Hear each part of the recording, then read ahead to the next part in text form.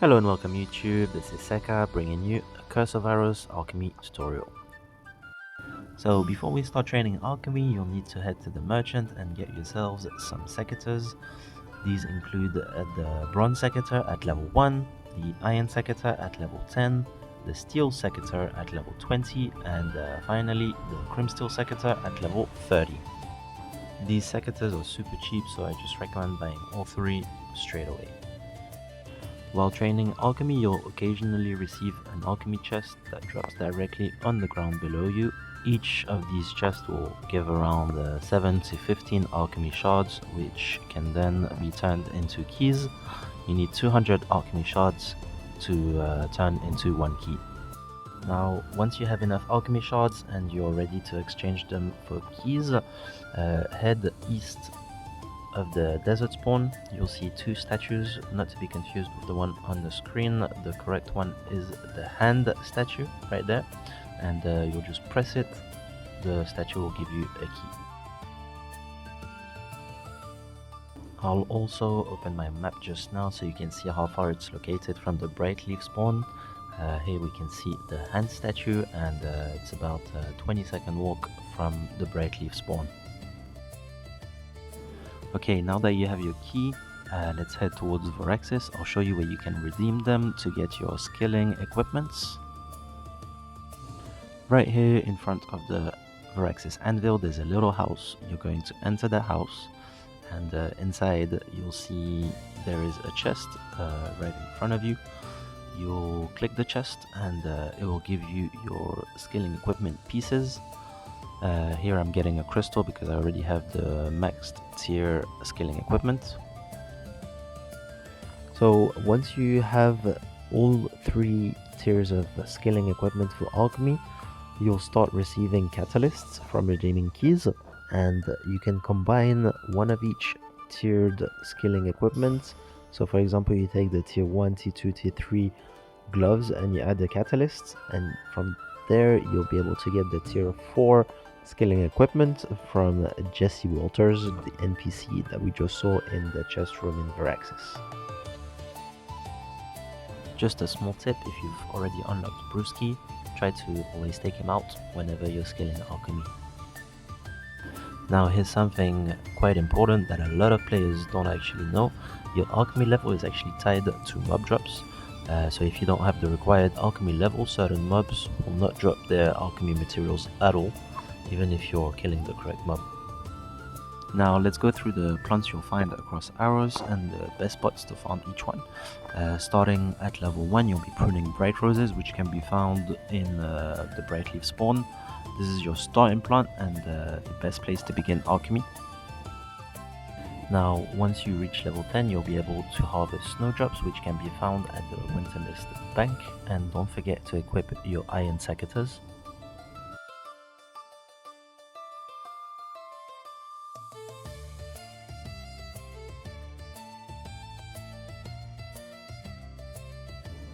Once you've leveled up to level 20, head back to the Brightleaf spawn. You'll now be able to harvest dewberries. Don't forget to upgrade your Secateur and equip it, the steel Secateur. You'll find dewberries all around spawn and also around the magic forest.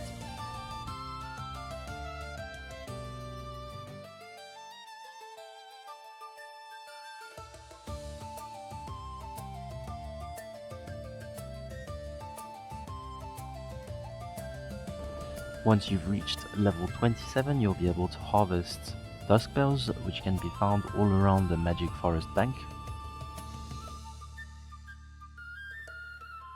Don't forget to equip your crimsteel Secateurs once you reach level 30, and at level 35 start heading towards the Shadow Dune spawn. Walk east a little bit and you'll start seeing some dune thorns, which can be harvested up until level 42.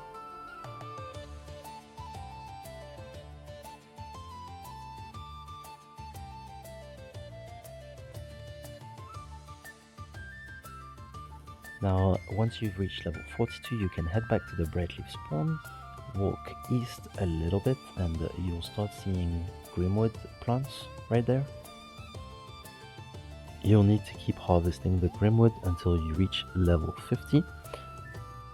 Once you reach level 50, you can now equip a Methane Secateur, which can be either crafted by yourself or bought from other players in-game. The next plant we'll be harvesting is the Dragon's Whiskers. They can be found at the Varaxis bank just north, and there's also a little spot on the other side west of the map.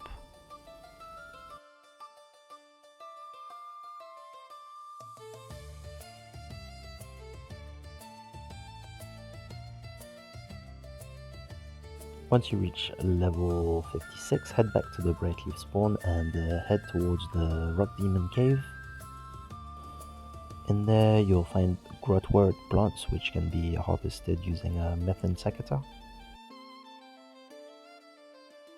You can keep farming the grotwort until you reach level 62. From there just head towards the slime patch and start harvesting sunspores. Don't forget that you can now equip a cobalt Secateurs.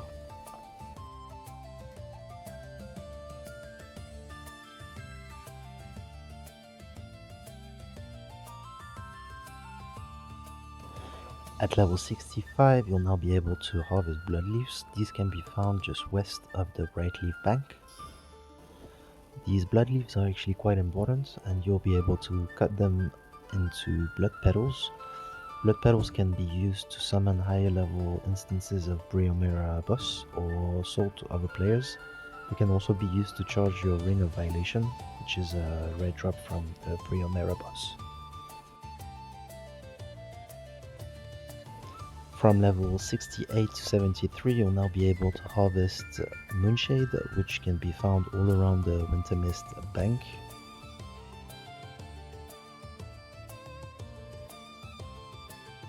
At level 73, we'll head back to the Brightleaf spawn and start walking north towards the Nature's Dungeon.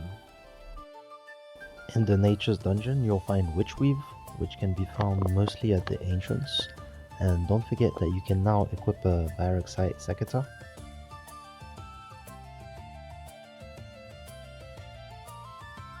At level 77, you can now head back to the Brightleaf spawn and we'll be farming void berries all the way until level 81.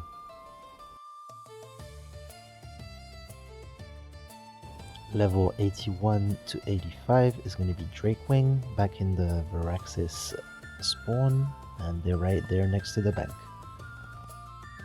The ones next to the bank do tend to run out quite quickly, so keep in mind there are some more south of the bank. Once you reach level 85, you can start heading towards the Shadow Dune spawn and start walking north. You'll start seeing some Dustwind plants. Before starting to farm the Dustwinds in Shadow Dunes, I highly advise crafting or buying a snake charm ring, as there are loads of snakes all around and they are highly aggressive. They can end up killing you if you're not careful.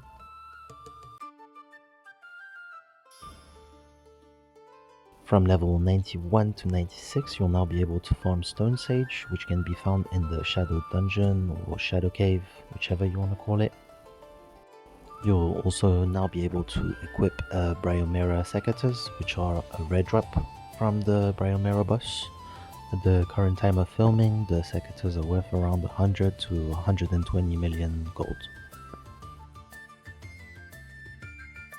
Level 96 to level 100, you can now harvest Dawn Blossoms, which can be found in the Mushroom Island. It's located just south of the forest bank. You just keep walking and you'll see a little island with loads of mushrooms walking around. There is also a spot south of Brightleaf spawn with a few Dawn Blossoms that spawn. I don't really recommend farming there as they take quite a long time to respawn, and the Mushroom Island just seemed better for me.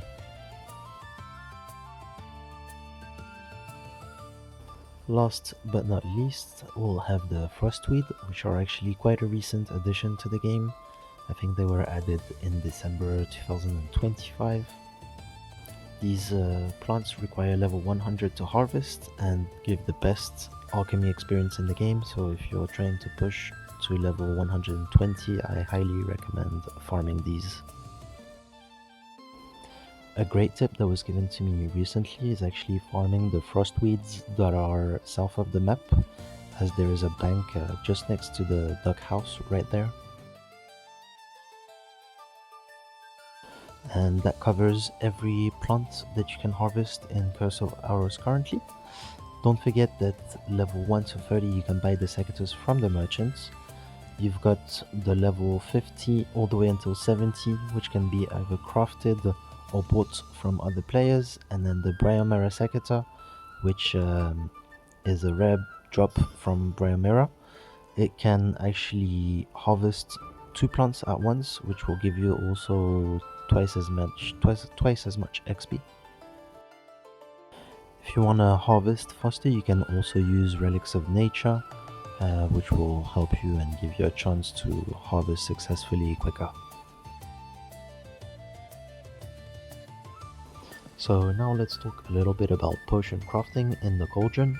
There's loads of potions that are available to craft. All these potions require a plant.